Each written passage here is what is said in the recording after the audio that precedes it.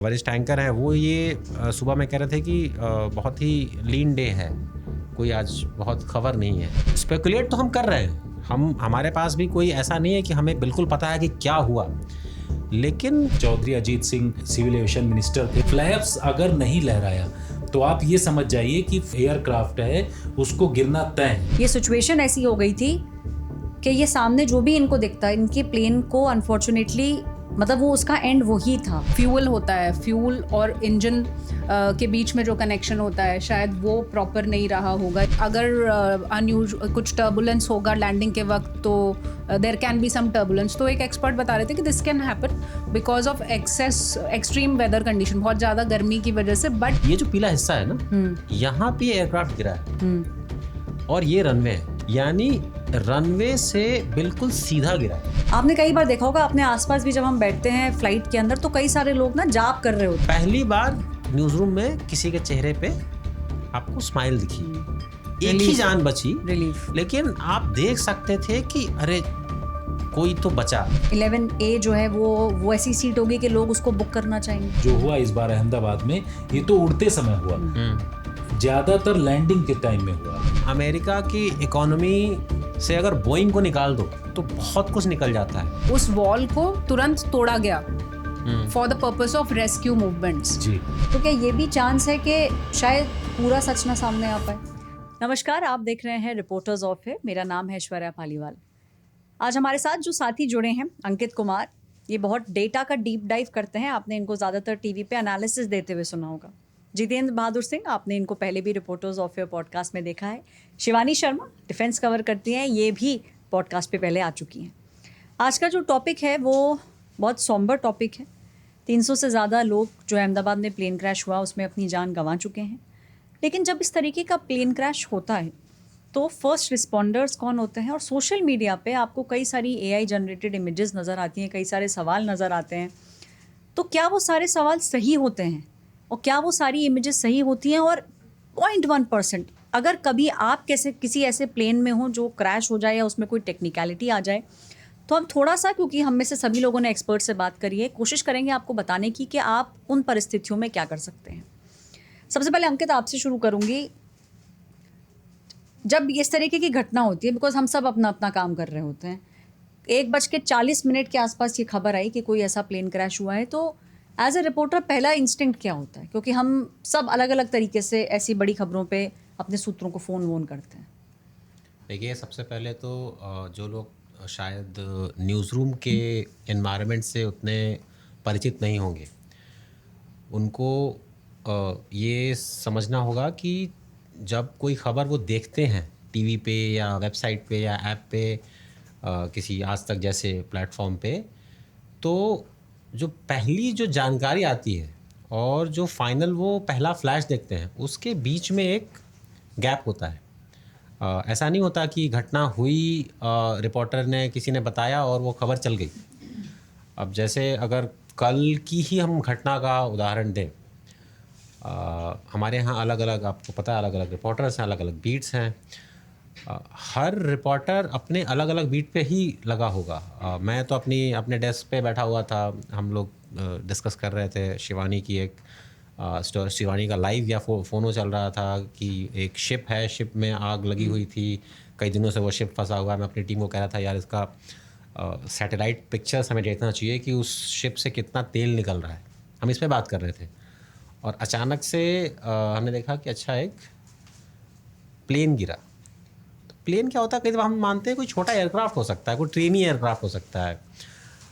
फिर पता चला पैसेंजर प्लेन गिरा, तो वो बड़ा हो गया। फिर पता चला बोइंग 787 ड्रीमलाइनर, मतलब अच्छा खासा बड़ा, 200 से ज़्यादा लोग। तो जैसा अलग अलग अलग अलग बीट है, हमारा काम होता है, हम पब्लिकली अवेलेबल डेटा पे काम करते हैं। जैसे कि हर एयरक्राफ्ट, कोई भी पैसेंजर एयरक्राफ्ट जब वो उड़ता है, उसके लिए ज़रूरी है, एक टेक्नोलॉजी होती है जिसे हम कहते हैं ADSB, automatic dependent surveillance broadcast.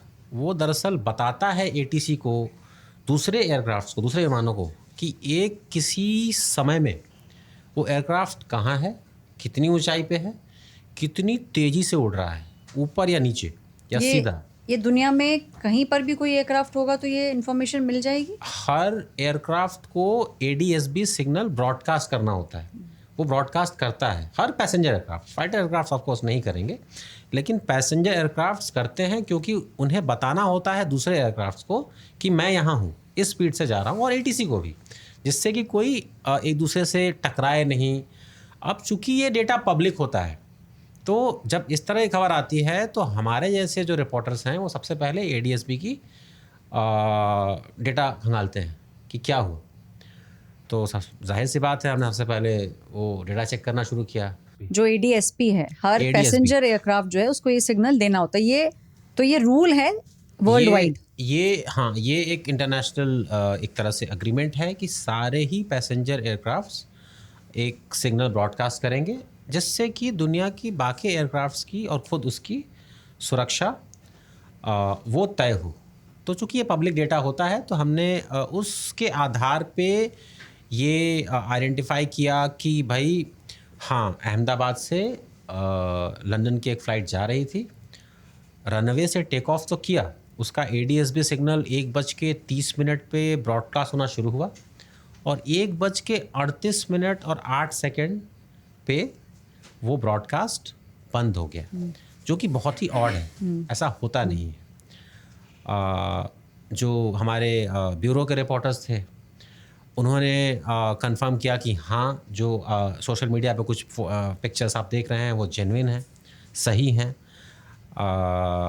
Jitendra जैसे हमारे रिपोर्टर जो इंटरनल सिक्योरिटी कवर करते हैं, एजेंसी को कवर करते हैं, इनको फिर हमारे यहाँ जो लोग नहीं जानते हैं, न्यूज़ रूम में एक असाइनमेंट डेस्क होता है, जिसको सारे रिपोर्टर्स इनपुट देते हैं।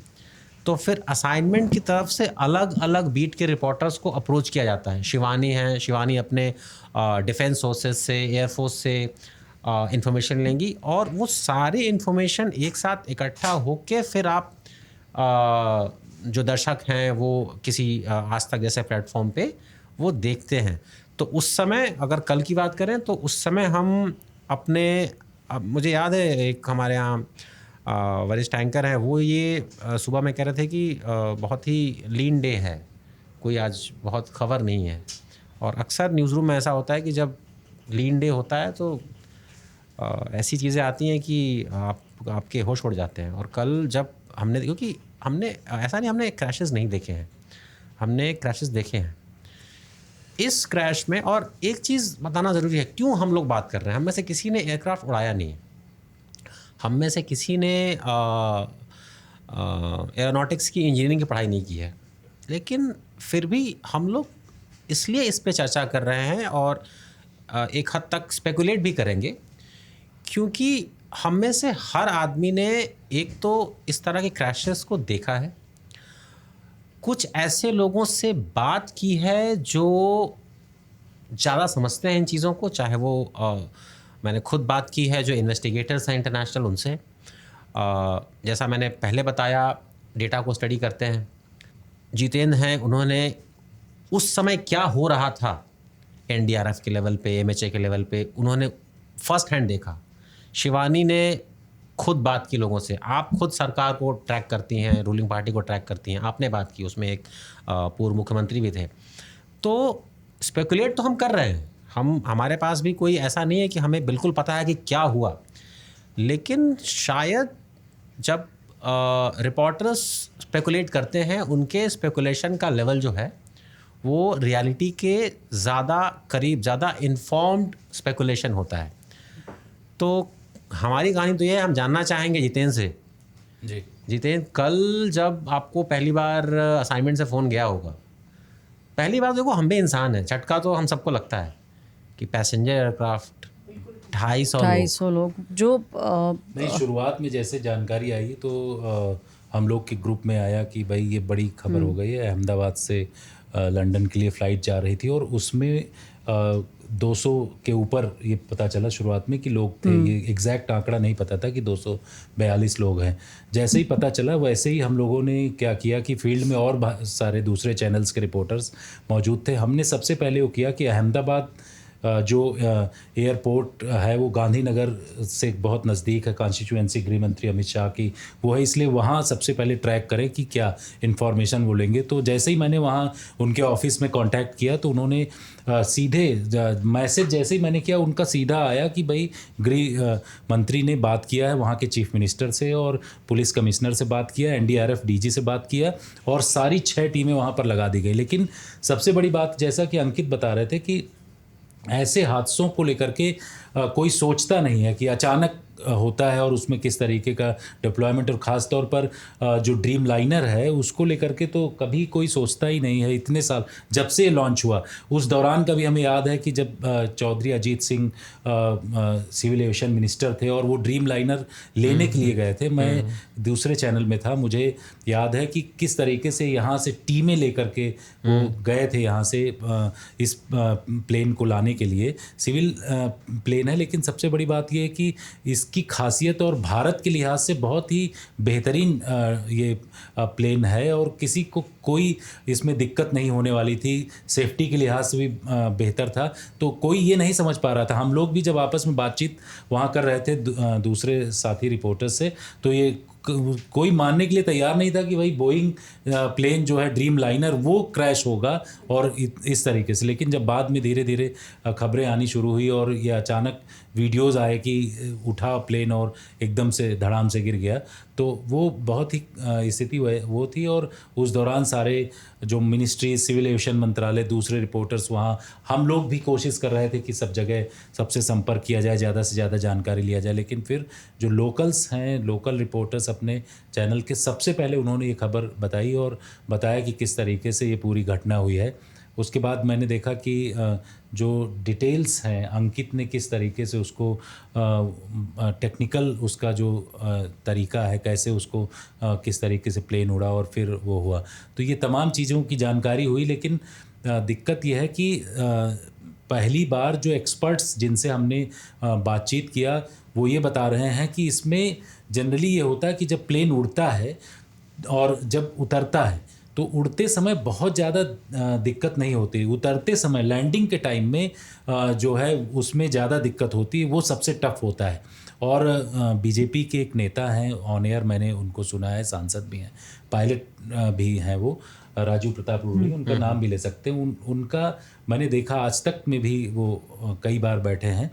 उन्होंने जिस तरीके से बताया कि उन्होंने कहा मैं एक्सपर्ट तो नहीं हूँ, ये तो जांच के बाद ही पता चलेगा, लेकिन कुछ चीज़ें उन्होंने जो बताई कि जो पीछे जब एयरक्राफ्ट उड़ता है उसके जो फिन्स होते हैं, जैसे कोई बर्ड उड़ती है तो उसके फिन्स जो उसको क्या कहते फीदर्स जो होते हैं वो पीछे ऐसे ऐसे लहराते हैं, फ्लैप्स बोलते हैं। फ्लैप्स अगर नहीं लहराया तो आप ये समझ जाइए कि जो एयरक्राफ्ट है उसको गिरना तय है। तो उनका ये कहना था कि जब वो इस का वीडियो देख रहे थे तो उस दौरान उनको ऐसा महसूस हुआ कि वो फ्लैप्स जो हैं वो पीछे उस तरीके से नहीं लहराए, अनयूजुअल हो गए। उसके बाद अचानक से गिर गया। तो उसमें कोट अनकोट ये कहा जा रहा था कि इस तरीके में इंजन फेल का कोई दिक्कत नहीं होती, इंजन एक नहीं दो ड्रीम लाइनर्स में होते हैं। उनका ये कहना था कि जो प्लेन जब उड़ा तो उसमें ज़्यादा टेक्निकल फॉल्ट जो है वो ह्यूमन एरर हो सकता है। अब ह्यूमन एरर किस तरीके का हुआ, ये कैसे हुआ, क्या चीज़ें हुई, ये तमाम चीज़ें जांच का विषय है और इसमें इन्वेस्टिगेशन नहीं। ह्यूमन जब हम एरर की बात करते हैं ऐश्वर्या, तो ह्यूमन सिर्फ पायलट ह्यूमन नहीं होता। आप अगर वापस मैं उसी डेटा पे आता हूँ, आप अगर चेक करें तो सेम एयरक्राफ्ट सुबह करीब 9:30 के आसपास दिल्ली से उड़ता है 9:45 के आसपास और 11:20-22 पे अहमदाबाद पहुंचता है। एक फ्लाइट के पहले उसके हर हिस्से को चेक करने के लिए अलग अलग लोग डेजिग्नेट होते हैं। वो फ्लाइट रेडी है नहीं है, यानी दिल्ली में भी चेकिंग हुई होगी।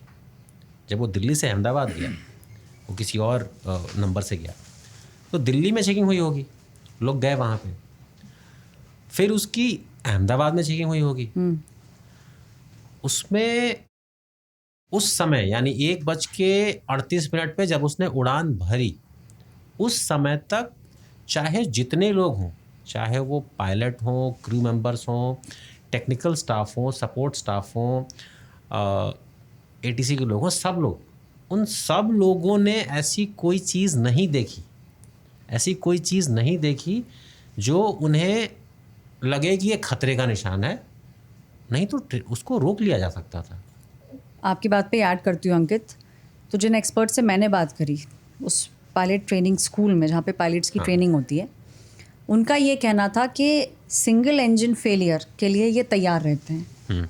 डबल इंजन फेलियर रेयर होता है, लेकिन होता है। अगर आप लोगों को ध्यान है, US में एक मूवी बनी थी सैली, हडसन रिवर के ऊपर जो एक प्लेन उतारा गया था, उसके अंदर भी डबल इंजन फेलियर था। लेकिन डबल इंजन फेलियर में क्या है, आपका जो विमान है उसको एक सर्टेन हाइट पे होना पड़ेगा, क्योंकि जैसे ही वो उड़ के एक सर्टेन हाइट पे पहुंचता है, उसके बाद इंजन फेलियर के बाद भी पायलट्स के पास इतना कंट्रोल होता है कि वो उसको घुमा के ग्लाइड करके किसी ऐसी जगह उतार दें जहाँ पे या तो पानी हो या एकदम क्लीन सरफेस एरिया हो। कोशिश ये की जाती है कि किसी भी रेजिडेंशियल या बिल्डिंग वाले इलाके में प्लेन को ना उतारा जाए। जो उस सिमुलेशन में हमें समझ आया, जो एक्सपर्ट ने बोला, जो आप कह रहे हैं ना कि बहुत विद इन मिनट्स ये गेम हो गया था, वो विद इन मिनट्स का ही रीज़न ये है कि ये टेक ऑफ किया, लेकिन टेक ऑफ के समय किसी भी पैरामीटर पे ये नहीं लग रहा था कि इंजन फेल हो जाएगा। और आप वीडियो ध्यान से देखेंगे, हम लोगों ने वीडियोस देखे हैं कि जो व्हील्स होते हैं, कई फिल्मों में भी आपने देखा होगा कि रनवे पे है वो व्हील्स उतर जाते हैं और व्हील्स अंदर चले जाते हैं। आप वीडियो ध्यान से देखेंगे तो वो जो व्हील्स हैं वो अंदर पुल अप नहीं किए गए थे। तो असेसमेंट ये लगाया जा रहा है कि जब सिर्फ 100 मीटर्स तक वो पहुंचे, तब उन्हें रियलाइज़ हुआ कि इंजन फेल हुआ है, और उस हाइट पे और उस स्पीड पे उनके पास ऑप्शन नहीं बचा था। पायलट्स कुछ कर ही नहीं पाते। एक नहीं, ये कम से कम 3 एक्सपर्ट्स की ओपिनियन है कि ये सिचुएशन ऐसी हो गई थी कि ये सामने जो भी इनको दिखता है, इनके प्लेन को अनफॉर्चुनेटली, मतलब वो उसका एंड वही था।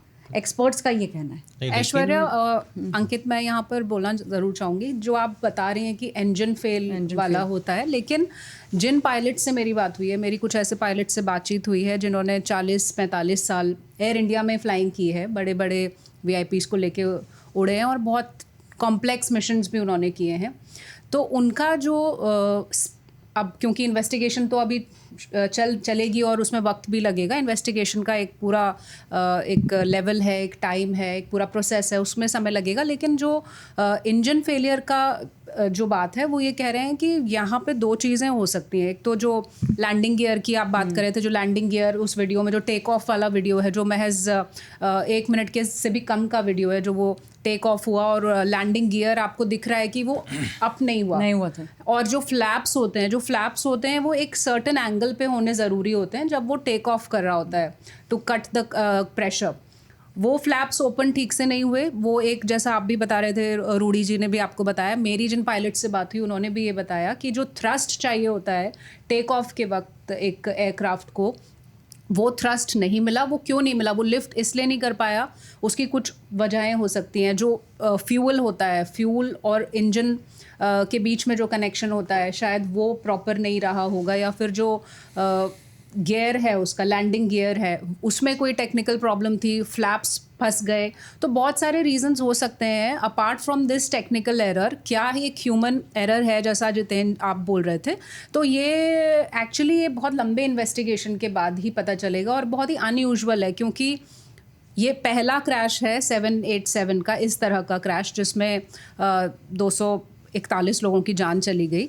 तो क्या परिस्थिति रही होगी, क्या मनोस्थिति रही होगी, और इतना कम रिएक्शन टाइम कम था पायलट के पास, क्योंकि वो जैसे ही टेक ऑफ हुआ कुछ मीटर 100 से ज़्यादा मीटर्स, और उसके बाद वो अचानक से, हालांकि वो बहुत ज़्यादा टर्बुलेंट होता हुआ नहीं दिखा, टर्बुलेंस होता हुआ उसमें नहीं दिखा, कंट्रोल था, लेकिन उसकी जो फ्लैप्स थे और लैंडिंग गियर था, वो ऐसा लग रहा था कि उसमें कुछ बहुत ही कैटास्ट्रॉफिक दिक्कत हुई है, जिसकी वजह से कंट्रोल नहीं हुआ और वो स्टॉल करता हुआ आपको दिखाई दिया। एक पत्थर की तरह वो गिरा है, और वो जो फ्लेम्स दिखाई दिए, बहुत ज़्यादा फ्यूल था।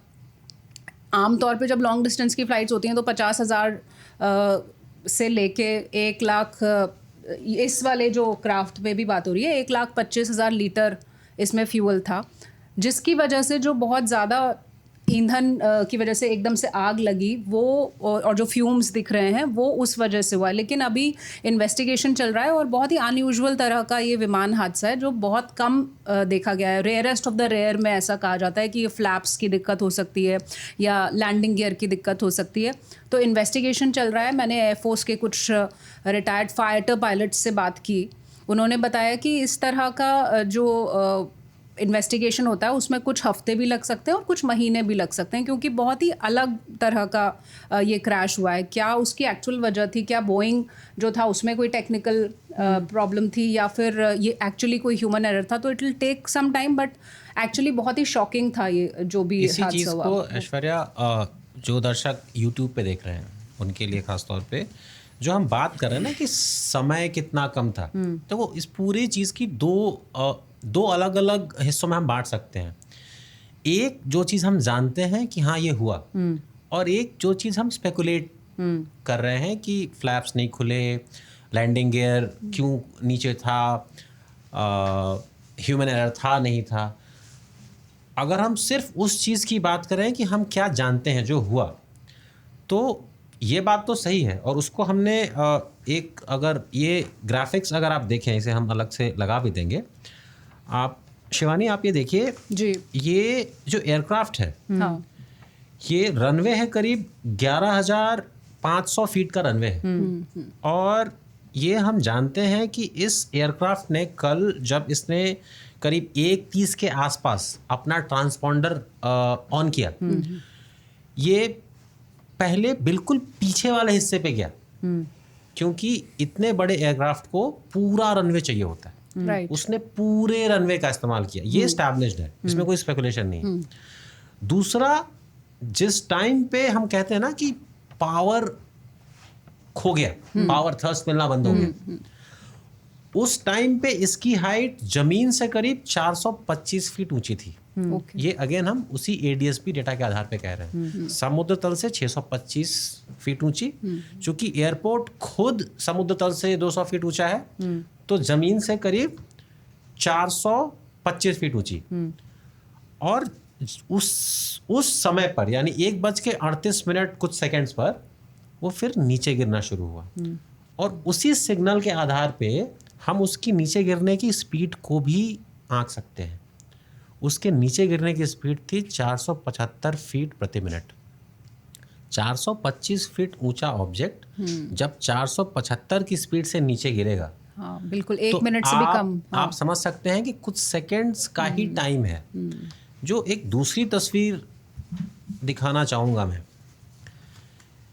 ये जो पीला हिस्सा है ना, यहाँ पे एयरक्राफ्ट गिरा है और ये रनवे है, यानी रनवे से बिल्कुल सीधा गिरा है, हाँ, न लेफ्ट न राइट। करीब 1.5 किलोमीटर आगे जो ये BJ मेडिकल कॉलेज का जो हॉस्टल था, वहाँ पे गिरा है। आप अगर देखें भी, बहुत ही स्लोली लैंड हो रहा है। अब हम स्पेकुलेशन के जोन में जा रहे हैं, यहाँ तक फैक्ट है, ये हमें पता है, ये सब चीज़ें हुई हैं।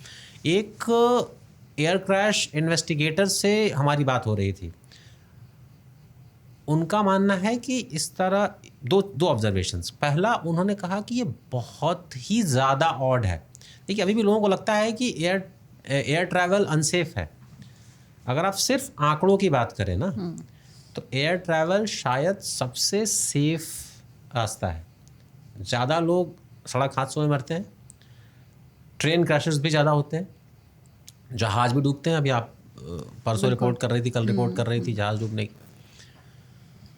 हाँ, लेकिन एक चीज़ अलग होता है, एयर क्रैश में अगर क्रैश हुआ तो फिर फैटेलिटी के चांसेस ज़्यादा हैं। प्रोबेबिलिटी ऑफ, और एक साथ देखो, जो नंबर ऑफ पैसेंजर्स हैं, ये तो ड्रीम लाइनर था, तो यानी कि ऑलमोस्ट 250 के आसपास प्लस क्रू मेंबर्स मिलाओ तो 300 लोग तो एक ही टाइम पे हैं। दूसरा, विजुअली ज़्यादा भयावक जो है वो ये होता है। और रोड्स वगैरह में शायद ऐसा लगता है कि आपने कई बार देखा होगा, अपने आसपास भी जब हम बैठते हैं फ्लाइट के अंदर, तो कई सारे लोग ना जाप कर रहे होते हैं, बिकॉज वो जो एक फियर है वो लोगों के अंदर इनग्रेन्ड वो है। जमीन से दूर होने का फियर है। क्योंकि आप जिस जमीन पे रहते हैं उससे आप ऊपर हैं, आप ग्रेविटी के भरोसे हैं। मैं जिस बात पे आ रहा था, इन्वेस्टिगेटर्स का कहना है कि ये बहुत ही, और इन्वेस्टिगेटर्स मतलब ऐसे इन्वेस्टिगेटर्स जो फ्लाइट एयरक्राफ्ट क्रैशेस को ही इन्वेस्टिगेट करते हैं। उनका कहना है कि ये बहुत रेयर इसलिए है क्योंकि इसमें कुछ भी ऑड नहीं दिखता। आप एक चीज़ को पिन पॉइंट करके नहीं कह सकते कि ये हुआ इसलिए हुआ। अभी हमारी शूट से पहले बात हो रही थी शिवानी से कि CDS का चॉपर बिल्कुल सिंगल इंजन था। उस दिन वेदर बहुत ही ख़राब था, विजिबिलिटी बहुत ख़राब थी। अचानक से हमने देखा है ऐसे केसेस बेंगलुरु में हुआ था, रनवे को ओवरशूट कर गया था। आप जहां आपको लैंड करना था आप उससे आगे लैंड किए, रनवे छोटा पड़ गया। कल इस तरह की कोई घटना अभी तक ऑब्जर्व नहीं की गई है।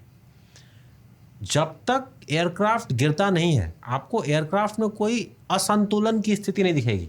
कोई वो बहुत ही एकदम ऐसा normal, लगता है जैसे उसे लैंड कराया जा रहा है। अगर आप एक बिल्कुल ही लेमैन की भाषा में कहें तो लगता है जैसे वो उतरने की कोशिश कर रहा है, कंट्रोल ऐसा लग रहा था।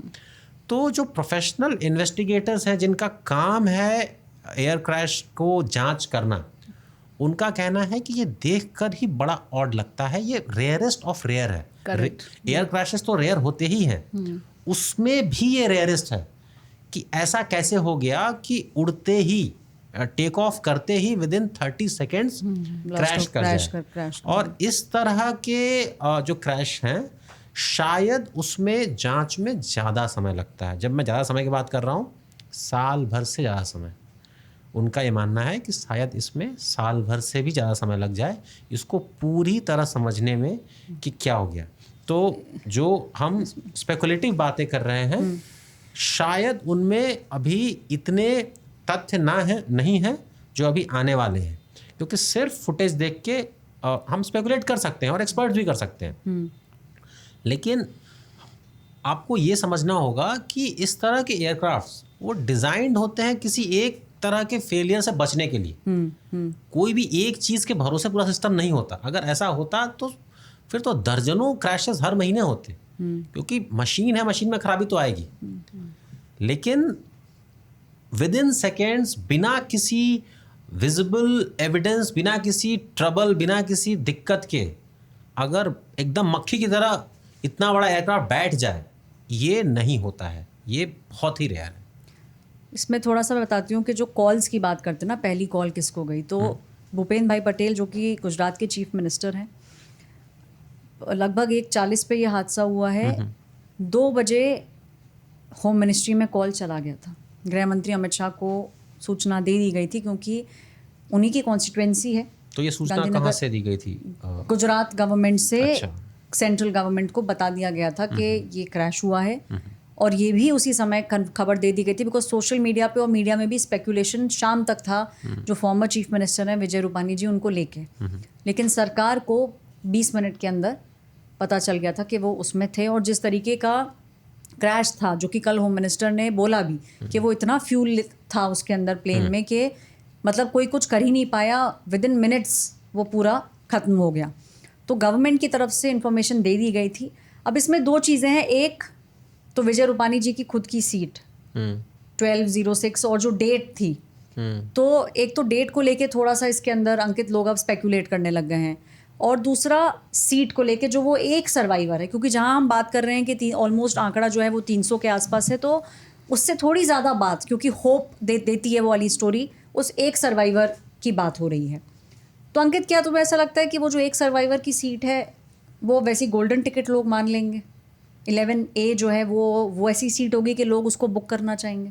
सर्वाइवर की कहानी मैं आपको बताता हूँ। कल जब पहली बार वो विजुअल्स हमारे पास आए न्यूज़ रूम में, तब तक वो चले नहीं थे टीवी पे, और जब कहा गया कि वहाँ के स्थानीय एक लोकल नेता हैं, उनका कहना है कि ये बच गया है और ये आदमी जो टी शर्ट में जा रहा है चलता हुआ बच गया है। आप विश्वास नहीं करेंगे, यहाँ करीब आधे घंटे से ऊपर, करीब 40 मिनट तक न्यूज़ रूम में सबको वेरीफाई करना पड़ा कि ऐसा सब, क्योंकि उस समय तक वो फुटेज आ गए थे जिसमें वो एयरक्राफ्ट एक बहुत बड़े एक्सप्लोजन दिख रहा था, एकदम जैसे कोई छोटा सा एटॉमिक बॉम्ब जैसे फटता है, एक मशरूम जो बन जाता है, वो क्लाउड दिख रहा था, ऑरेंज कलर का फ्लेम, और जली हुई बॉडीज जो स्ट्रेचर पे ले जाई जा रही थी। उन विजुअल्स को देखने के बाद न्यूज़ रूम में कोई मानने को तैयार नहीं था, और हम मतलब उसमें मैं भी शामिल हूँ, कि ऐसे कैसे हो सकता है कि एक आदमी एक तरफ पूरा एयरक्राफ्ट उड़ गया और एक आदमी चलता हुआ जा रहा है। ये विश्वास की बात नहीं थी। उसको वेरीफाई करने का फिर तरीका, जो कि ग्राउंड रिपोर्टर्स जो थे वो भी स्कैटर्ड थे। वो कोई एयरक्राफ्ट का टुकड़ा दिखा रहा है, कोई अस्पताल की तरफ जा रहा है, उनमें भी। और घायलों में सिर्फ पैसेंजर्स नहीं थे, घायलों में जो जहाँ पे वो एयरक्राफ्ट गिरा, तो वो जो स्टूडेंट्स थे, वहाँ के लोकल लोग थे, वो लोग भी थे। तो फ्लाइट मैनिफेस्ट तब तक आ चुका था, जो लोग बोर्ड कर चुके थे उनकी लिस्ट आ चुकी थी। जो नाम बताया आई विटनेस ने कि इनका नाम ये है, तो हमने जो बोर्डिंग लिस्ट थी उससे मैच किया, तो नाम तो वही आया। अब उसमें भी मतलब आश्चर्य की बात है कि उनके पॉकेट में उनका बोर्डिंग पास था, इंटैक्ट। और उस बोर्डिंग पास में भी वही नाम और सीट नंबर था, और उसमें उनका फ़ोन नंबर भी था। हमारे यहाँ एक यूट्यूब चैनल है क्राइम तक, बहुत पॉपुलर है। वहाँ एक प्रोड्यूसर है दीपक। हालांकि और लोगों ने भी फ़ोन किया, फ़ोन उठा नहीं। दीपक ने उस नंबर पे फ़ोन किया, उनका फ़ोन उठ गया, और उन्होंने कहा हाँ मैं ही हूँ। ओके, वो सब उनको यही फ़ोन कर रहे होंगे ना कि, तो उन्होंने कहा हाँ मैं ही हूँ और मैं अस्पताल में हूँ, अब आप मुझे आराम करने दीजिए। इतनी ही बात हुई, 3 लाइन की बात हुई कि हाँ मैं हूँ, ये कंफर्म हुआ। और तब तक और भी लोग ये कर रहे थे कि हाँ एक आदमी बच गया है, लेकिन ये वही आदमी है नहीं। प्लस उसके बाद हमें एक और फोटो मिली उनकी अस्पताल से, जो वहाँ पर लेटे हुए हैं। तो हमने कहा तो वही आदमी है, और जो बोर्डिंग पास पे जो नंबर है वही है, और जो हमने जो लिस्ट थी उसमें जो नंबर था, हमने बात भी की। तो जब आप 4-5 एंगल्स को जोड़ लेते हो तो लगता है नहीं अब तो ये खबर सही है। और पहली बार, मतलब 2:15 बजे के बाद से, ये शाम में खबर आई थी, पहली बार न्यूज़ रूम में किसी के चेहरे पे आपको स्माइल दिखी। एक ही जान बची, लेकिन आप देख सकते थे कि अरे कोई तो बचा। मतलब एक अच्छी खबर तो आई दिन में कम से कम। होता क्या, कई दफ़ा इस तरह की डूम और ग्लूम में आप इतनी नेगेटिव चीज़ें देखते हो, कई दफ़ा दर्शक हमें जज करते हैं, इसने ये बोल दिया, उसने वो बोल दिया। भाई कौन देखना चाहता है कि 250 लोग मर गए? कौन सुबह उठ के ये काम करने आता है कि भाई आज हमें ये खबर करनी है 250 लोग मर गए? लेकिन जब उस बीच में भी आपको इस तरह की खबर मिल जाती है ना, तो एक एज अ जर्नलिस्ट भी आपको एक नई ऊर्जा लगती है कि अच्छा ये चलो यार, ये कुछ तो अच्छा हुआ, दिन में कुछ तो अच्छा हुआ। वाकई में मिराकुलस था ये। तो उसके बाद वो एंगल ऐश्वर्या कि भाई अब अगर एयरक्राफ्ट पे जाना है तो 11A सीट ही चाहिए। ये बनेगी वाली सीट, गोल्डन टिकट। हाँ, ये बनेगी।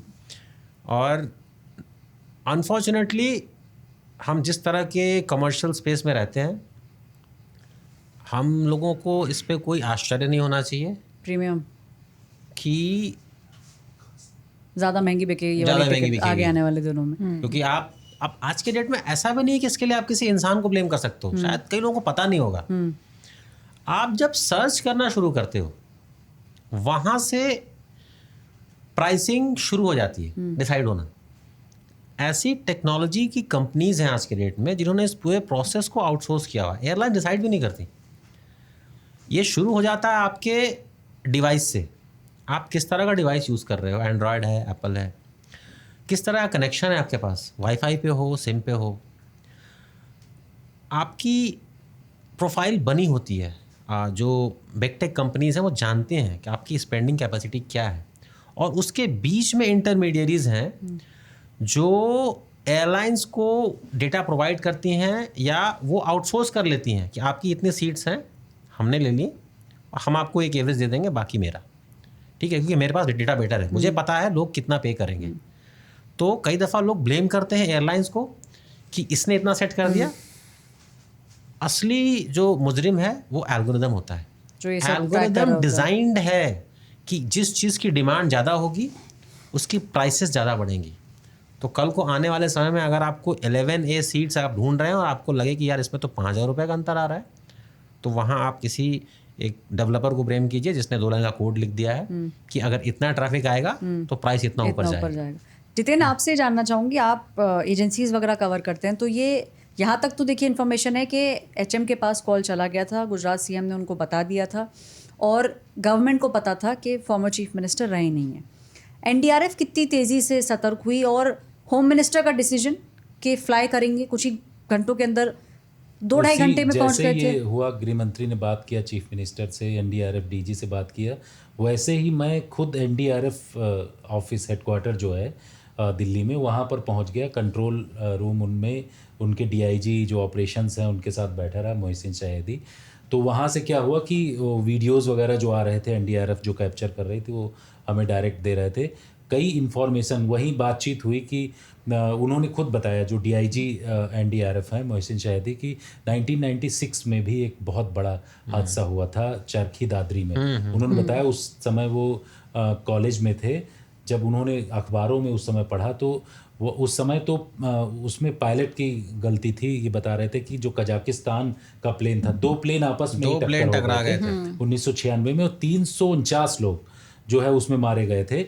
तो उन्होंने एक सिलसिला बताया, वो इस दौरान ये सारी चीज़ें चल रही थी कि वहाँ से उनके कंट्रोल रूम में जो जो वहाँ से कमांडेंट जिनको भेजा गया, उन्होंने सारी जानकारियाँ देना शुरू किया कि हम लोग ऐसे इवैक्यूएट कर रहे हैं, एम्बुलेंस लाई गई हैं। हालांकि लोकल अथॉरिटीज़ जो वहाँ पहले से ही भारी संख्या में लोग पहुंच गए थे, उनको वहाँ पर जो SDRF थे, NDRF को थोड़ा, एक टीम तो जल्दी पहुंची, बाकी की टीमें पहुंचने में उनको थोड़ा सा समय लग गया, 1 से 1.5 घंटा लग गया। उससे पहले जो लोकल अथॉरिटीज़, सिविल डिफेंस से जुड़े हुए लोग, उन लोगों ने वहाँ पर ऑपरेशन शुरू कर दिया था। और सबसे पहले वहाँ पर CISF का जो फर्स्ट रेस्पॉन्डर, जो एयरपोर्ट में CISF रहती, एक्स्ट्रा ट्रूप्स जो उनका मौजूद रहता है, साथ में उनकी फायर वाली जो व्हीकल, फायर फाइटर्स होती, वो सब पहुंच गए थे वहाँ। तो उन्होंने शुरुआत में वो किया, फिर उन्होंने बताना शुरू किया, DIG जो बता रहे थे कि उन्होंने कोझिकोड वाली घटना बताई, मैंगलोर में जो पूरी घटना हुई उसको भी बताया उन्होंने। इसके साथ साथ जो और भी सीरियल से घटनाएं हुई एयर क्रैश की, उन्होंने बताया। 2-3 चीज़ें इंपॉर्टेंट ये थी कि जो भी घटनाएं, चाहे मैंगलोर में जो टेबल टॉप वो था, उसका रनवे था, उसके बारे में बताया कि ज़्यादातर जो भी ये वाला जो हुआ इस बार अहमदाबाद में, ये तो उड़ते समय हुआ, ज़्यादातर लैंडिंग के टाइम में हुआ कि लैंडिंग हुआ, रनवे छोटा था, नीचे चला गया। कोझिकोड में जो 2020 में हुआ, रनवे उसका भी छोटा था, वो भी नीचे जाके खाई में गिर गया, 2 टुकड़ों में बट गया। और जो CDS के हेलीकॉप्टर की हम बात करें, वो भी जो कोयम्बटूर में हुआ था, वो भी लैंडिंग के वक्त वहाँ पर वो सेंस ऑफ जजमेंट शायद बहुत ज़्यादा ख़राब मौसम की वजह से प्रॉब्लमेटिक था, क्योंकि वहाँ पे भी रनवे बहुत लिमिटेड है और पहाड़ हैं वहाँ पर, तो ज़्यादातर ये सब कुछ लैंडिंग के वक्त ही होता है। तो ऐसा इसी तरीके का उन्होंने बताया। एक एग्जांपल, वो खुद पटना के रहने वाले हैं, उन्होंने बताया कि पटना में जो फ्लाइट एक लैंड कर रही थी 2015-16 की है, तो उस दौरान जो वहाँ की सरकारी बिल्डिंग थी आगे, उसका भी रनवे छोटा था, बाद में बड़ा किया गया, उसमें भी जाकर के वो टकरा गया। तो लैंडिंग के टाइम में पायलट्स को दिक्कत होती है और उस समय बहुत ज़्यादा सावधान पायलट रहता है। ये वाली जो घटना हुई, ये अजीबोगरीब घटना है। उड़ने के बाद ऐसा लग रहा है, जैसा अंकित बता रहे हैं, कि वो उड़ रहा है और रनवे जो उसका है जितना लंबा, उसके आगे भी उसकी डिस्टेंस वैसे ही दिखाई पड़ रही। तो ऐसे में ये लग रहा है कि वो लैंडिंग जैसी सिचुएशन में है, उसको उड़ा और वैसे ही सेम उसमें वो उड़ता चला जा रहा है। तो इस कंडीशन में ऐसा होता नहीं है जनरली। अब इसका तो DGCA पूरी जांच करेगा, टीम बनाई गई है, इंटरनेशनल जो इन्वेस्टिगेटर्स हैं जो इसके ऊपर काम करते हैं, वो तमाम चीज़ें इसमें एक और देखेंगे। इंटरेस्टिंग चीज़ है, आखिर इंटरनेशनल इन्वेस्टिगेटर्स कहाँ से आ जाते हैं? इंटरनेशनल इन्वेस्टिगेटर्स क्यों आ रहे हैं, कहाँ आ रहे क्योंकि हैं? स्टडीज होती हैं और उसके बेसिस पे रिसर्च जो होती है, जितना मुझे पता है, ये पूरी इसकी इंटरनेशनल स्टडीज है। फ्लाइट्स जो हैं गोइंग है, तो उससे रिलेटेड जो एक लोग शिकागो कन्वेंशन है, उसके हिसाब से पार्टीज डिफाइंड है। ऑपरेटर, इस केस में भारत ऑपरेटर है। अमेरिका से इसलिए आ रहे हैं क्योंकि जिसने मैन्युफैक्चर किया है वो अमेरिकी कंपनी है। अगर ये डिज़ाइन कहीं और हुआ होता, फर्ज कर लीजिए ये अगर यूरोप में किसी जर्मनी में डिज़ाइन हुआ होता तो फिर जर्मनी को भी उसमें ज्वाइन करना पड़ता। इंग्लैंड के यूके के अगर 50 लोग सिटीजन्स थे उसमें, चूँकि लंदन की फ़्लाइट थी 50, यूके भी इसमें क्लेम कर सकता है कि मैं भी शामिल होऊंगा। तो एक कन्वेंशन है कि भाई जिसने दिया है, फ़र्ज़ कीजिए चलिए भारत तो फिर भी एक केबल देश है, कोई बिल्कुल छोटा देश है जिसने कहीं से एयरक्राफ्ट लिया और वहाँ पे क्रैश हो गया अनफॉर्चुनेट, तो वो ये नहीं कह सकता कि मैं छोटा देश हूँ मैं तो जांच नहीं कर पाऊँगा। जिसने बेचा है उसकी ज़िम्मेदारी होगी। तो चूँकि अमेरिकी कंपनी है इसलिए अमेरिका से इन्वेस्टिगेटर्स आ रहे हैं। यूके भी भेज सकता है क्योंकि वो कहेगा कि मेरे सिटीजन्स हैं तो मुझे ये जानने का हक है कि, या उनके परिवार वालों को जानने का हक है कि क्या हुआ था।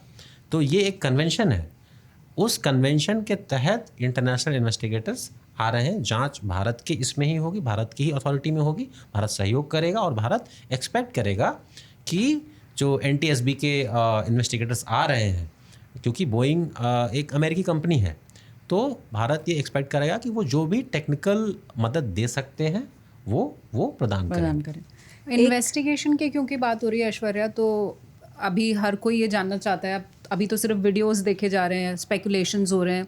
इन्वेस्टिगेशन जब भी होगा तो जो मेजर कंपोनेंट्स ऑफ इन्वेस्टिगेशन है, जैसे हम कहते हैं ब्लैक बॉक्स, ऑरेंज कलर का एक बॉक्स होता है और जनरली ये टेल की तरफ होता है।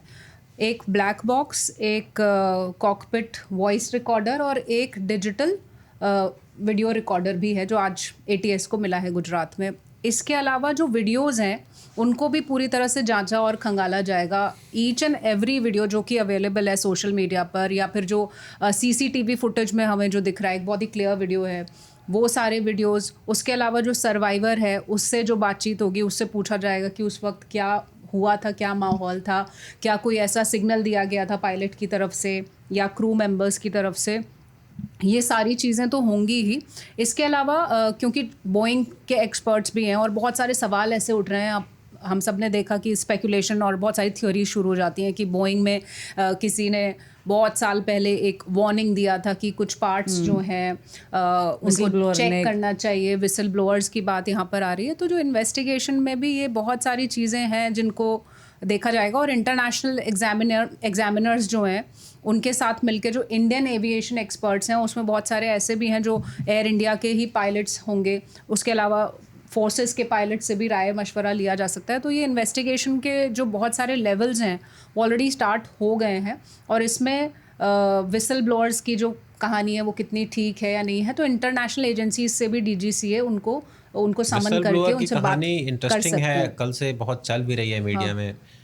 बोइंग का ही एक इंजीनियर, अब बोइंग का कहना है कि वो भाई डिसग्रंटल्ड एम्प्लॉय था, उसकी शिकायत है और उसने 1 साल पहले अगर अमेरिका में लॉ मेकर्स को ये कहा कि नहीं इश्यूज़ हैं, तो वो कल से खबर, हालांकि 1 साल पुरानी बात है लेकिन कल से वो दोबारा रिवाइव हो गई है। बोइंग एक बहुत ही इंटरेस्टिंग कंपनी है।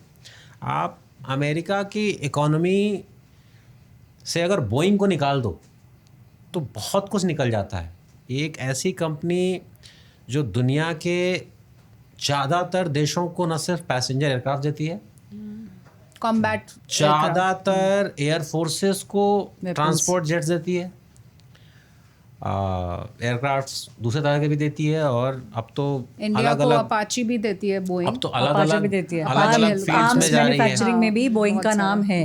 पिछले साल ऐश्वर्या बोइंग ने $1 बिलियन से ज़्यादा डॉलर्स दिए थे 2 क्रैशेस के विक्टिम्स के केसेस को सेटल करने के लिए, मलेशिया और इथोपिया। अमेरिकी कोर्ट में सेटल हुआ था। अमेरिका में चूँकि कानून है वहाँ सेटल कर सकते हैं क्योंकि लिटिगेशन नहीं चाहते थे। तो ये जो पूरी कहानी है सिर्फ वहाँ पे नहीं आ जाती है कि क्या हुआ क्यों हुआ। ये एक ऐसी घटना है जो इसके अभी कई फॉलोअप्स होंगे और बोइंग के रोल पे सवाल तो उठेंगे क्योंकि विसल ब्लोअर ने 1 साल पहले डिज़ाइन इश्यूज़ की बात की थी। अगर कहीं ये आता है कि उसकी वजह से हुआ जो कि अगेन फिर जांच होगी तभी आएगा। तो फिर ये देखने वाली बात होगी कि उसको कैसे डील किया जाता है, क्योंकि यहाँ पे फिर बात आ जाती है एयर इंडिया, आप टाटा चला रहे हैं, टाटाज ने ऑलरेडी और एयरक्राफ्ट्स के ऑर्डर प्लेस कर रखे हैं। तो एक ऑर्डर हो गया जो प्राइवेट ऑर्डर है टाटा का, इसके अलावा एयरफोर्स क्लाइंट है बोइंग का, तो एक गवर्नमेंट का कॉन्ट्रैक्ट भी बोइंग के पास कई सारे हैं, प्राइवेट एयरलाइंस के भी कॉन्ट्रैक्ट्स हैं। और इन कॉन्ट्रैक्ट्स को कई दफ़ा हमारी जो देश की सरकार है उसको एज अ लेवरेज भी इस्तेमाल करती है। अमेरिका में एविएशन इंडस्ट्री रोज़गार का बहुत बड़ा, बहुत मेजर हिस्सा, आपको याद होगा जब ऑर्डर्स प्लेस किए थे टाटा ग्रुप ने, तो यूएस प्रेसिडेंट जो बाइडेन की तरफ से स्टेटमेंट आया था कि इतने रोज़गार पैदा होंगे, क्योंकि हाई पेइंग जॉब्स होते हैं, अच्छे खासी उसमें वेजेस मिलते हैं।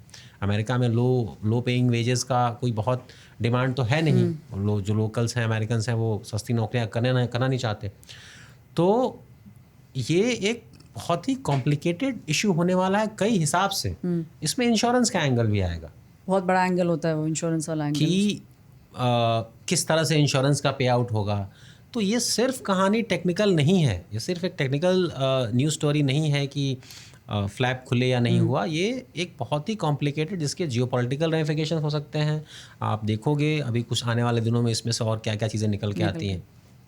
एक चीज़ और जो मैंने जिनसे एक्सपर्ट से बात करी, उनका ये कहना था कि ब्लैक बॉक्स की बात जैसे शिवानी आपने बोली, कई लोग बोलते हैं ना कि इजेक्शन, कई लोगों को ऐसा लगता है बिकॉज हमने कई फिल्मों में देखा है, कई सारी चीज़ें तो हम फिल्मों से ही हमारे दिमाग के अंदर रहता है कि ऐसा होगा।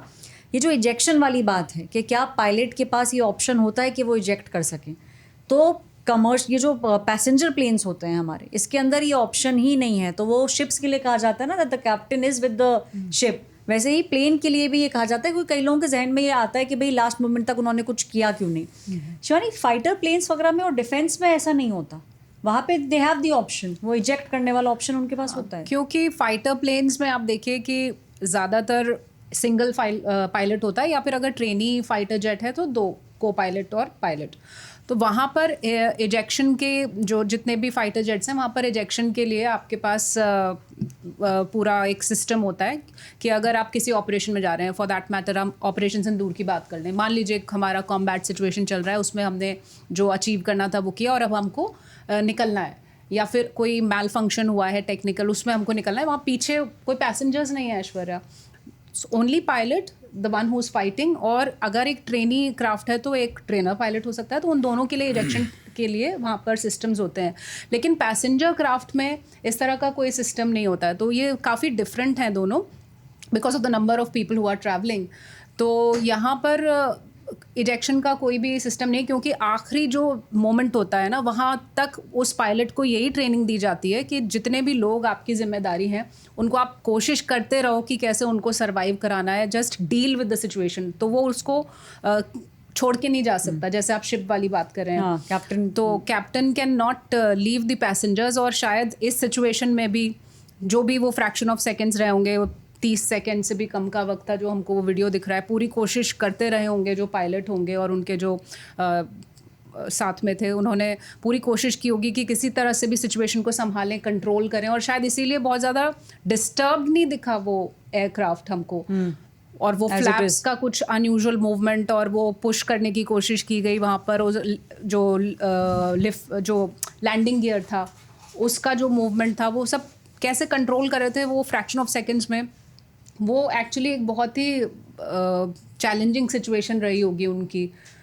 लेकिन फाइटर जेट्स में इजेक्शन ऑप्शन होता है। जो पैसेंजर के जितने भी ट्रांसपोर्ट हैं, चाहे वो एयरक्राफ्ट हो या शिप की आप बात करें, वहाँ पर ये सब नहीं होता, क्योंकि जिम्मेदारी पूरी पायलट की होती है कि लास्ट के सेकंड तक भी, लास्ट मोमेंट तक भी वो कोशिश करे बाकियों की जान बचाने की। जितिन जी, इसके अंदर अब एनडीआरएफ, आपने बोला हेडक्वार्टर्स में आप थे, तो जो पहला कॉल जाता है अगर कहीं भी क्रैश होता है, तो वो जो स्टेट एसडीआरएफ है और फिर एनडीआरएफ को जाते हैं, उसका प्रोसेस क्या होता है? देखिए, इसका प्रोसेस तो ये है कि स्टेट में पहले जो कंट्रोल रूम होता है, कंट्रोल रूम में इंफॉर्मेशन आती है वहाँ से जहाँ पर एक्शन होता है। सबसे फर्स्ट रिस्पॉन्डर तो जो उस लोकेशन पर मौजूद टीम होती है उसके द्वारा बताया जाता है। एटीसी जो होती है वो यहाँ बताती है, एयरपोर्ट अथॉरिटीज़ को बताया जाता है। वहाँ से फिर जो टीमें पहुँचती हैं, सबसे पहले तो वहाँ CISF की टीम पहुँची, तो उसने जानकारी दिया कंट्रोल रूम को, स्टेट गवर्नमेंट को पता चला। फिर वहाँ से MHA को बताया गया स्टेट गवर्नमेंट की तरफ से। सारी स्टेट गवर्नमेंट को इस तरीके के निर्देश हैं कि जब भी ये कोई डिजास्टर या इस तरीके की घटना, एक्सीडेंट या कुछ होता है तो तुरंत रिपोर्ट करना होता है MHA कंट्रोल रूम में। यहाँ पर वो जानकारी आई, गृह मंत्री के पास जानकारी पहुँची और उसके बाद गृह मंत्री ने तुरंत उनसे बातचीत किया, जो चीफ मिनिस्टर थे। चीफ मिनिस्टर को ये निर्देश भी दिया गया कि सेंटर की तरफ से पूरा असिस्ट उनको किया जाएगा। और उसी क्रम में यहाँ पर एक्टिवेट जो NDRF का कंट्रोल रूम था, तो NDRF ने अपने अलग अलग स्टेट्स में वो बना रखे हैं, उनके हब्स बने हुए हैं जहाँ पर पहले से ही तैनाती रहती है। अच्छा। क्योंकि गांधीनगर जो एयरपोर्ट के पास NDRF की टीम ऑलरेडी वहाँ पर मौजूद थी थोड़ी दूरी पर, और एक टीम, जो 2-3 टीमें और थीं, वो बड़ोदरा में थी, वहाँ से उनको शिफ्ट किया गया। जो पहली टीम थी वो तुरंत ही वहाँ पर उसको भेज दिया गया लोकेशन पर। उसके बाद से ही तुरंत एक्शन शुरू हो गया।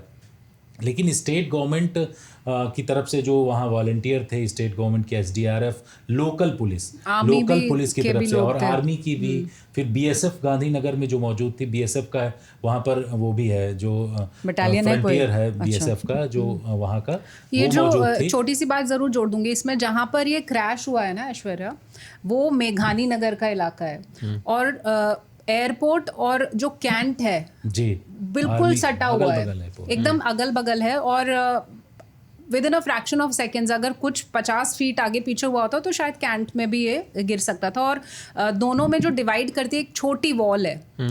तो आर्मी से हमारी जो बातचीत हो रही थी वहाँ के PRO से, उन्होंने बताया कि उस वॉल को तुरंत तोड़ा गया for the purpose of rescue movements. जी, उसको वहाँ पर तोड़ा गया और जो हाँ, तो क्योंकि बहुत सारी मशीन्स लानी थी, JCB लेके आनी थी और फायर, हाँ, बहुत ग्रीन पैसेज बना दिया गया। और जो फर्स्ट रिस्पॉन्डर्स थे, जैसा आप बोल रहे हैं, CISF जो वहाँ पर डिप्लॉयड रहता है, BSF रहता है, और उसके अलावा जो फौज के लोग हैं वहाँ, इंडियन कोस्ट गार्ड है, एयरफोर्स है, इंडियन आर्मी है, उन सब के 500 से 600 लोग तुरंत वहाँ पर डिप्लॉय किए गए। 2 आर्मी हॉस्पिटल्स को स्टैंड बाय पे किया गया, जिन लोगों को रेस्क्यू करके लाया जा रहा था, जो इमारत थी हॉस्टल की वहाँ से, और जो क्रैश साइट से जो बॉडीज़ निकल रही थी उनको भी वहाँ से वो लोग निकाल रहे थे। तो ये सारी एजेंसीज एक साथ मिलके, हम लोगों ने देखा है, अंकित, सभी लोग जानते हैं कि जो एजेंसीज का कोऑर्डिनेशन है वो बहुत ही बेहतर तरीके से बढ़ा।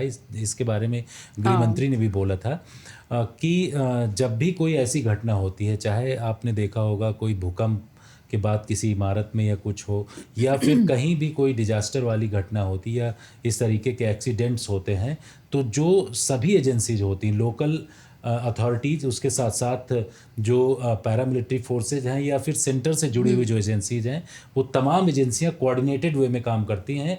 तुरंत ही उस जगह लोकेशन पर कंट्रोल रूम बनाया जाता है और सेंटर के कंट्रोल रूम से उसको जोड़ दिया जाता है। ऐसा क्या हुआ है कि कोऑर्डिनेशन सुधरा है? पहले क्या नहीं था, अब क्या? हाँ, ये वेरी इंपॉर्टेंट है ये चीज़। जैसे बहुत सारी चीज़ें तो हम लोग देखते हैं कि कभी कभी चक्रवात आता है, उसके बारे में पहले पता नहीं होता था। अब क्या हो गया है कि जो NDMA ने या फिर केंद्रीय गृह मंत्रालय की तरफ से एक ऐसा सिस्टम बना दिया गया है कि 15 दिन पहले ही वो बता दिया जाता है, फिर उसको कम करके 7 दिन पहले फिर उससे बेहतर वार्निंग दी जाती।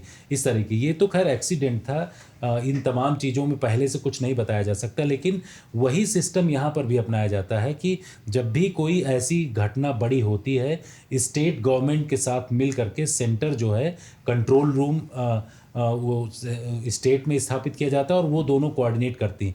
किसी भी एजेंसी, हमने देखा होगा, आपने सब लोगों ने पिक्चर्स में देखा होगा कि कहीं ये नहीं लग रहा है कि कोई भी एजेंसी अलग नजर आ रही है। इसमें एक्चुअली एक एफर्ट शुरू हुआ है पिछले कुछ सालों में, MHA, डिफेंस मिनिस्ट्री और स्टेट गवर्नमेंट, इन तीनों को मिला के बहुत सारे ट्रेनिंग शेड्यूल्स होते हैं आजकल, ड्रिल्स होती हैं, चाहे वो कोई डिजास्टर हो, कोई मिसहैप हो। ये ज्यादातर 2014 के बाद से हमने देखा कि तो मतलब आप ये कह रहे हैं कि आज एक कोऑर्डिनेटेड एफर्ट है, इंटीग्रेटेड तौर पे कहीं पर आपने देखा कि 1 से 1.5 घंटे के अंदर जो भी लोग उसमें जो आग का गोला वहाँ पर हुआ, उससे जले लोगों को 1 से 1.5 घंटे में, हमको लग रहा है मैक्सिमम इतना लगा होगा, जिसमें उन्होंने पूरी लोकेशन को वहाँ से क्लियर कर दिया, हॉस्पिटल्स में लोगों को पहुँचाए।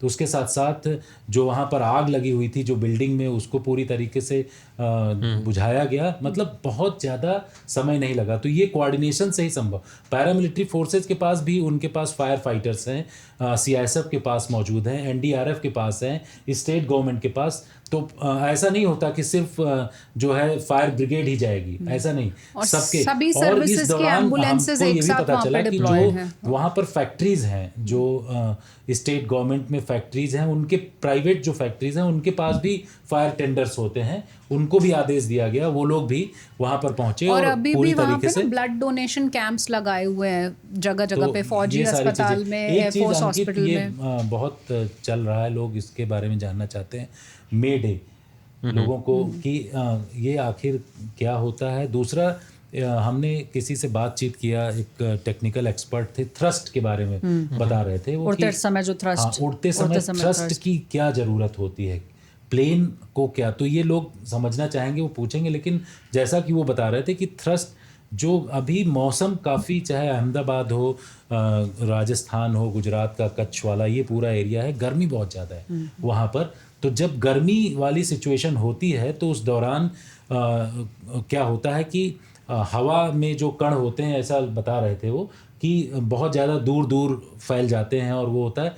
तो जब भी थ्रस्ट या उसको कुछ चाहिए होता है प्लेन को उड़ाने के लिए वैसा, तो उस टाइप में नहीं मिलता है। वो बहुत बड़ा एक कारण हो सकता है। ये तो बहुत सारा चीज़ देखना पड़ेगा कि हीट की वजह से क्या चीज़ें हुई। बाकी तो टेक्निकल देखिए, इसमें एक चीज़ कहना चाहूँगा कि फिर से हम स्पेकुलेशन वाली कैटेगरी में जा रहे हैं। क्या एक्सेसिव हीट से फ्लाइट ऑपरेशंस अफेक्ट होते हैं? इसका जवाब है हाँ, बिल्कुल होते हैं। दिक्कत होती है, बिल्कुल होती है। लेकिन क्या सिर्फ एक्सेसिव हीट की वजह से एक ड्रीम लाइनर जैसा एयरक्राफ्ट ब्लास्ट हो सकता है? उस तरह से गिर सकता है? ऐसा तो पहले कभी हुआ नहीं। एक एक्सपर्ट को सुन रही थी मैं अपने ही चैनल पे, यही जो आप बात कह रहे हैं गर्मी की वजह से, क्योंकि कुछ पैसेंजर्स थे जिन्होंने दिल्ली से अहमदाबाद तक ट्रैवल किया, उनके क्लेम्स आ रहे थे बहुत सारे कि एसी नहीं चल रहा है, इस तरह का सिस्टम नहीं चल या रहा, इस तरह हो गया, का उसका बहुत अनाउंसमेंट ज़्यादा किया गया इफेक्ट था तो कि अगर कुछ टर्बुलेंस होगा लैंडिंग के वक्त तो there can be some turbulence. तो एक एक्सपर्ट बता रहे थे कि this can happen because of extreme weather condition, बहुत ज़्यादा गर्मी की वजह से, बट ये उसकी वजह नहीं हो सकता है। उसकी वजह से दोनों इंजन काम करना बंद कर दें पूरी तरह से। ये एयरक्राफ्ट्स की हिस्ट्री में आज तक नहीं हुआ है कि सिर्फ टेम्परेचर की वजह से ये नहीं हुआ। दूसरी चीज़ जो आपने कहा मेडे, आपको कुछ दिन पहले का एक घटना याद होगी, दिल्ली से श्रीनगर की एक फ़्लाइट थी, इंडिगो की जिसकी तस्वीरें आई थी, नोज टूटा हुआ था, एक बहुत बड़ा कहें छेद था। आप उस एयरक्राफ्ट की हालत देखिए, वो हेलस्टॉर्म यानी जो ओले पड़ते हैं, हेलस्टॉर्म के बीच से गया वो, और उस हेलस्टॉर्म की वजह से जो छेद हुआ, जो कि बड़ा छेद हो गया बाद में, उसके बावजूद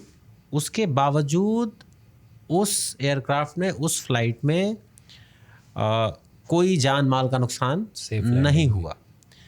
ये आपको दिखाता है कि आज के जो मॉडर्न एयरक्राफ्ट्स हैं वो डिज़ाइंड हैं वेदर कंडीशंस को डील करने के लिए। खासतौर पे जो बड़े पैसेंजर, मैं हेलीकॉप्टर्स की बात नहीं कर रहा हूँ, हेलीकॉप्टर्स सिंगल इंजन में एक अलग प्रॉब्लम है, वो चैलेंज है। हेलीकॉप्टर्स का पूरा डायनामिक्स ही अलग है, वो निर्भर करता है अपने नीचे की ज़मीन पर कि वो कितना फ्लैट है, कितना समतल है। एयरक्राफ्ट जिसके दो अलग अलग जेट इंजन्स हैं, वो डिज़ाइंड हैं इस तरह की चीज़ों को इवेट करने के लिए। आप अगर उसी प्लेन का उदाहरण लें, उसी दिल्ली श्रीनगर फ़्लाइट का, वहाँ भी एक कॉल की गई थी। वहाँ उस समय मेडे नहीं कहा गया था, उसमें बोला जाता है पैन। वो एक लेवल नीचे का कॉल है, डिस्ट्रेस कॉल है कि हाँ मैं ट्रबल में हूँ, मुझे आपकी हेल्प चाहिए। आप ATC को कॉल करते हैं, आपको याद होगा बड़ी खबरें भी आई थी कि लाहौर ATC से मांगा गया था, लाहौर ATC ने मना कर दिया एक्सेस देने से। That was a pan call, जो मेडे कॉल से एक लेवल का नीचे का कॉल होता है कि हाँ डिस्ट्रेस सिग्नल है, हेल्प चाहिए, बट ऐसा नहीं है कि बिल्कुल ही लास्ट स्टेज है। कल अगर 30 सेकेंड के अंदर में ही मेडे कॉल दिया गया, मतलब ये लास्ट रिजॉर्ट होता है। ये लास्ट रिजॉर्ट होता है पायलट की तरफ से, क्रू की तरफ से, कि ये बिल्कुल ही संकट की स्थिति है, यहाँ उसको हेल्प चाहिए ही चाहिए, बिना हेल्प के वो शायद सर्वाइव ना कर सके। तो ये अंतिम हेल्प की कॉल है। अगेन सबका बैकग्राउंड, इन कॉल्स का बैकग्राउंड आप वर्ल्ड वॉर के समय से ले सकते हैं। उस समय इतने एडवांस सिस्टम्स नहीं थे, तो वो कन्वेंशन बनता गया, मेडे कॉल, पैन कॉल। तो आप खुद समझें कि जब विमान उड़ने के 30 सेकंड के अंदर ही पायलट अगर मेडे कॉल दे रहा है, यानी वो समझ गया था कि कुछ बहुत ही सीरियस प्रॉब्लम है जिसको तुरंत वो फिक्स नहीं कर पा रहा है, इसलिए वो मेडे कॉल दिया गया। अंकित, यही ना आज के एक्सपर्ट से जिनसे बात हुई, जो एक्सपर्ट से हम बात करते आ रहे हैं, उनका यही कहना था कि जो अगर, अब आपने सही बोला कि इन्वेस्टिगेशन लंबा चलेगा, शिवानी ने सही बोला कि जो ब्लैक बॉक्स जिसे हम कहते हैं, जो एक्चुअल में ऑरेंज बॉक्स होता है, उसमें आपकी लास्ट कमांड से लेके, वीडियो से लेके, वो जो को पायलट और पायलट के बीच में बात हो रही है, वो सब कुछ रिकॉर्ड किया जाता है और ये नष्ट नहीं होता है। क्योंकि मलेशिया, आपने एयरक्राफ्ट की बात करी, गुत्ती तो नहीं सुलझ पाई, बट बहुत कुछ उससे, उस ब्लैक बॉक्स से ही रिट्रीव हो जाता है। तो कई एक्सपर्ट्स का कहना है कि पायलट्स शायद वो 30 सेकंड्स में समझ गए थे कि वो प्रॉब्लम इतनी ज़्यादा है कि उसका एंड अनफॉर्चुनेटली इसके अलावा नहीं हो सकता था। लास्ट के कमेंट्स लेना चाहूँगी। पहले जितेंद्र जी, आपसे, आपने बोला कोऑर्डिनेटेड एफर्ट चालू हो गया है, एनडीआरएफ के हेडक्वार्टर्स में आप थे, तो ऐसे केसेस के अंदर क्लियरेंस वगैरह जो होता है वो कब तक होता है, पूरा जो जगह है सैनिटाइजेशन वगैरह कब तक होता है, और हॉस्पिटल ले जाने के बाद भी क्या गवर्नमेंट या उसकी तरफ से कुछ सपोर्ट मिलता है फैमिलीज़ को या उनको, क्योंकि बहुत क्योटिक सिचुएशन होती है। देखिए, जो क्लियरेंस, ये तो वहाँ पर जो अथॉरिटीज़ हैं, लोकल अथॉरिटीज़ के जिम्मे होता है, वो पूरी तरीके से वहाँ पर काम करती हैं। सेंट्रल एजेंसीज होती हैं, वो उनकी मदद वहाँ पर करती हैं, उनके कॉल पर लगातार वहाँ पर उनको असिस्ट किया जाता है। सबसे बड़ी बात यह है कि स्टेट गवर्नमेंट, सेंट्रल गवर्नमेंट दोनों मिल करके, आपने देखा कि एयर इंडिया की तरफ से अनाउंसमेंट किया गया है। इसके साथ साथ सेंट्रल और दोनों एजेंसीज मिल करके उनको पूरी तरीके से फैमिलीज़, जो डिजीज़ फैमिलीज़ हैं, उनको पूरी तरीके से मदद की जाती है और आगे इसका सिलसिला चलता। अभी सबसे पहले तो ये डीएनए सैंपल लेकर के ये स्थापित करने की कोशिश किया जाएगा कि कौन किसके परिवार से है। वो फिर उसका जो आगे का कदम होगा, अंतिम संस्कार, पार्थिव शरीर को उनके घरों तक पहुंचाना, ये पूरी प्रक्रिया की जाएगी। और इसको लेकर के राज्य सरकार को पूरी मदद जो है सेंट्रल गवर्नमेंट की तरफ से दिया जाता है। जहां जहां ज़रूरत होती है, पैरामिलिट्री फोर्सेस के जवान वहां तक उनके पार्थिव शरीर को उनके घर तक पहुंचाएंगे। इस तरीके की मदद पूरी सरकार की तरफ से होती है और इस पर कोई दो राय नहीं है। इससे पहले भी जो भी घटनाएं कहीं भी हुई हैं ऐसी, उसमें सेंट्रल गवर्नमेंट पूरी तरीके से मदद करती है। इसमें ये देखना है कि किस तरीके से आगे प्रक्रिया चलती, क्योंकि अभी जो भी फैमिलीज़ हैं उनके डीएनए सैंपल लिए गए हैं। उसके बाद अब क्योंकि सीएफएसएल लैब वहीं पर है अहमदाबाद में, तो ज़्यादा लंबा समय नहीं लगेगा, जल्दी से ये सारा चीज़ हो जाएगा कि कौन किसकी फैमिली का, तो आगे की प्रक्रिया उसी के हिसाब से शुरू। शिवानी, आपको क्या ऐसा लगता है कि सिक्योरिटी जो है वो बेटर होनी चाहिए? क्योंकि कहीं ना कहीं डर हम सब में देखा है कि बैठ जाता है दिल में। बिल्कुल, आप ठीक कह रही हैं। इस तरह के हादसे क्योंकि बहुत रेयर हादसे हैं, हम सब यही बात करें कि जब टर्बुलेंस भी होता है तो लोग घबराते हैं, बट पता होता है कि टर्बुलेंस से कुछ होगा नहीं। या फिर जो एक श्रीनगर वाली फ़्लाइट की बात हुई कि बहुत ज़्यादा टर्बुलेंस के बावजूद लोगों ने सेफ़ लैंड किया, तो वो एक अश्योरेंस लोगों के दिल में धीरे धीरे वापस आएगा और उसमें बहुत मदद करेगा इन्वेस्टिगेशन। जब ये पता चलेगा कि एक्चुअल कॉज क्या रहा था, क्या वजह थी, कहीं कोई टेक्निकल फेलियर तो नहीं था, कहीं किसी की लापरवाही तो नहीं थी, जो विसल ब्लोअर की बात है, कहीं ऐसा तो नहीं था कि उसकी बात को नज़रअंदाज किया गया था, क्या इस पूरे प्लेन में कोई प्रॉब्लम थी या फिर मेंटेनेंस का इशू था या फिर कोई और बात थी। तो जब ये इंक्वायरी पूरी होगी और उसका रिजल्ट आएगा, तब लोगों में एक अश्योरेंस वापस आ सकेगा। लेकिन हाँ, थोड़ी घबराहट ह्यूमन नेचर है और वो जो fear of getting away from earth, वो हमेशा एक होता है जब भी लोग फ्लाई कर रहे होते हैं। तो वो सारी चीज़ें झकझोरने वाली हैं। और जितने भी लोग इस पे ट्रैवल कर रहे थे, 242 का आंकड़ा था, एक सर्वाइवर हैं। उन सब की एक कहानी रही होगी। बहुत सारी कहानियां हैं, कोई अपनी फैमिली के साथ घूमने जा रहा था, कोई सेटल होने जा रहा था, कोई घूम के वापस जा रहा था। तो उन सब की कहानियां जो हैं वो बहुत ही दुखद हैं, शॉकिंग हैं, लेकिन सबके लिए प्रार्थना ही की जा सकती है और आगे इस तरह के इंसिडेंट्स ना हो। उसमें सुधार की अगर कहीं भी ज़रूरत है तो वो इन्वेस्टिगेशंस के बाद ही पता चलेगा, लेकिन वाकई में बहुत ही शॉकिंग और बहुत ही दुखद पूरा हादसा है ये। अंकित, आपने तो हिस्ट्री भी बहुत ज़्यादा पढ़ी है, सारे जितने केसेस होते हैं उसको लेके। बोइंग की जैसे आपने बात करी, कहीं आपको ऐसा तो नहीं लगता कि क्योंकि इतनी बड़ी कंपनी है तो क्या ये भी चांस है कि शायद पूरा सच ना सामने आ पाए? देखिए, ये इतना बड़ा मामला हो गया है तो ये और देखिए, इस देश में जितना हम लोग देखते हैं, शुरू शुरू में चाहे कुछ भी हो, एक समय के बाद राजनीति तो हर चीज़ में आ ही जाती है।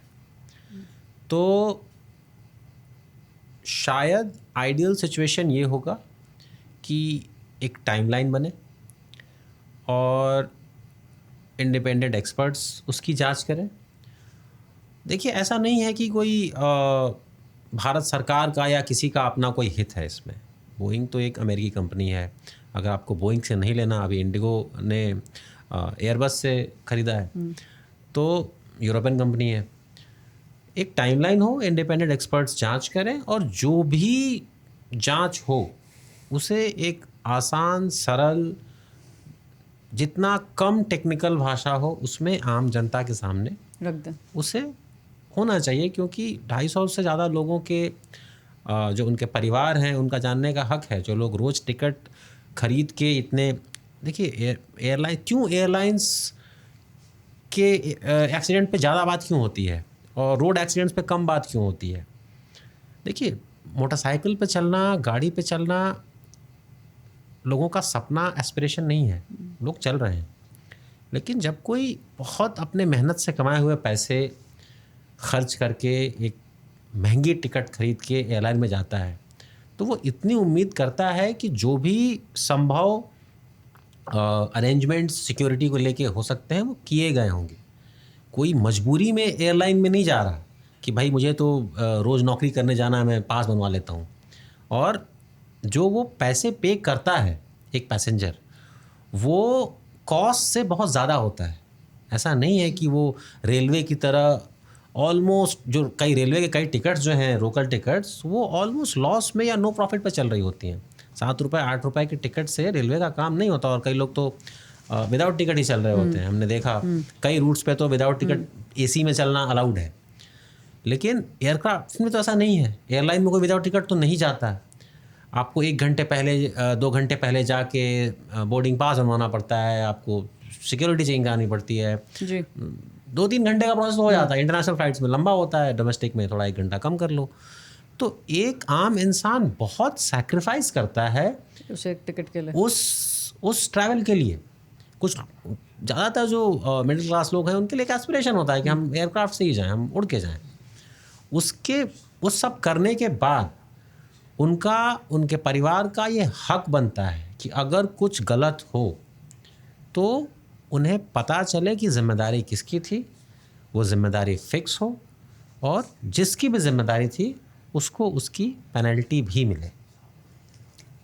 मिले। कई लोगों का यही कहना है। और जो डेथ्स हुई हैं उसके अंदर हर जगह से जो एक चीज़ समझ में आ रही है, चाहे वो होम मिनिस्टर अमित शाह हो या फिर जो एक्सपर्ट्स हैं, उनका ये कहना है कि इतनी जल्दी, इतने कम टाइम के अंदर एल्बो रूम पायलट्स के पास नहीं था। और एक चीज़ जो इससे निकल के आई वो ये है कि हो सकता है कि जो व्यूअर्स हैं, आपको देखिए कि आने वाले दिनों में जो सीट, जो एक जो ब्रिटिश जो है उनकी जो सीट थी 11A, हो सकता है कि आगे आने वाले दिनों में इस एक सीट को लेके आपको प्रीमियम भी दिखे। लेकिन इस समय सरकार की भी कोशिश यही है कि जल्द से जल्द जो है इन्वेस्टिगेशन की जा सके और कॉम्पेंसेशन की जो बात है वो भी कहीं ना कहीं दी जा सके। टाटाज ऑलरेडी बोल चुके हैं कि सभी लोगों को 1 करोड़ रुपए का कॉम्पेंसेशन दिया जाएगा, लेकिन आगे ये ना हो, इसके लिए क्या सरकार तत्पर है, क्या कंपनीज तत्पर हैं, ये कुछ समय के अंदर हमें जानने को ज़रूर मिलेगा।